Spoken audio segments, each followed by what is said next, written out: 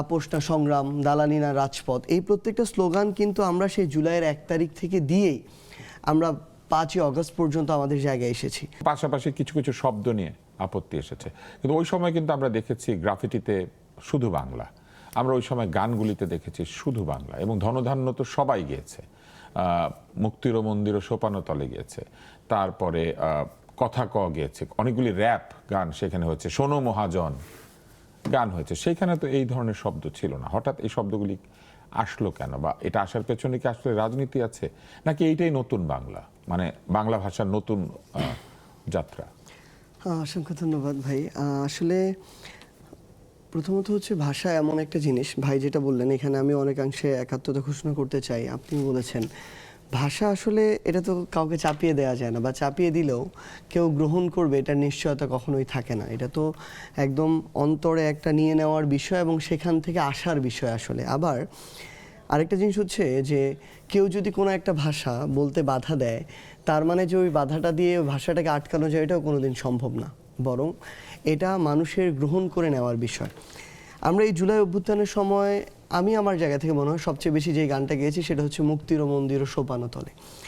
তো এবং এখনও সর্বশেষ 1 মাসেও আমার ফেসবুকের টাইম লাইনে গেলে দেখা যাবে, পেজে বা আইডিতে অবশ্যই এই গান ব্যাকগ্রাউন্ডে দিয়ে আমাদের ওই জুলাইয়ের স্মৃতিচারণগুলো আছে। আমি সর্বশেষ যখন নির্বাচনের কয়েকদিন আগে আমার জুলাইয়ের স্মৃতিচারণমূলক একটা ভিডিও দেখছিলাম এবং ভিডিও তৈরি করা হচ্ছিল, আমি ওইটার পিছনেও বলেছিলাম যে যেন এই গানটাই ব্যবহার করা হয়।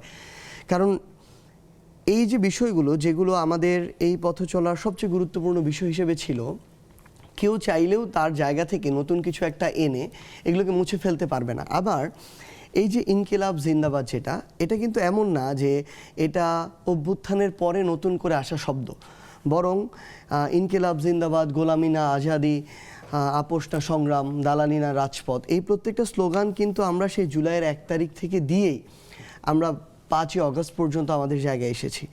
তো সেই জায়গা থেকে আমার কাছে যে জিনিসটা মনে হয় যে এই প্রত্যেকটা ভাষা, এটা তো সময়ের সাথে সাথে শত বছরে যুগের পর যুগে গিয়ে কিছু শব্দ নতুন করে আসে, কিছু শব্দ চলে যায়, এবং আমরা আমাদের জায়গা থেকে ধরেন আজকে থেকে কয়েক যুগ আগে যেভাবে সাধু ভাষা ব্যবহার হতো প্রত্যেকটা লিখনি থেকে শুরু করে সব জায়গায়, মানুষের কমফোর্টনেসের জায়গা থেকে ধীরে ধীরে কিন্তু আমাদের চলিত ভাষাটা চলে আসলো, কথা থেকে শুরু করে লেখা সব প্রত্যেকটা জায়গায়।